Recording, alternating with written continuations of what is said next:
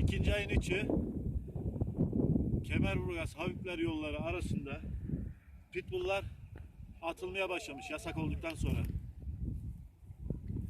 Ve bunların bazısı sahipleri tarafından terk ediliyor. Bırakıp gidiliyor, kaçırıyor. Bunlardan da bir tanesi bu arkadaşlar.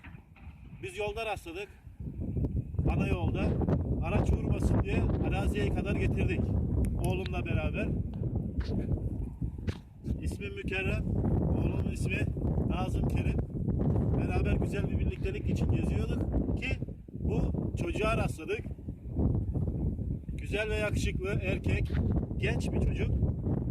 Bizimle beraber şu anda. Bilmiyorum ne yapacağız. Hadi bakayım. Hadi gel. Hadi uç. Evet. Biraz da oğlumu çekeyim. Nerede? Evet, bu da benim oğlum. Nazım Kerim. Merhaba. Merhaba. Bu da bizim yeni karşılaştığımız, artık pitbull mu diyelim, kırması mı diyeyim ama bilmiyorum. Değişik bir şey. Ama pitbull'u anımsatıyor. Hareketleri. Gel buraya. Gel. Gel buraya. Gel buraya. Gel. Evet, daha yavru, belli ki çökerek ihtiyacını gidertiyor. Ayağını daha henüz kaldıramıyor. Oğlumla beraberiz. Doğa gezisindeyiz. Beraber şu anlık geziyoruz. Bu da...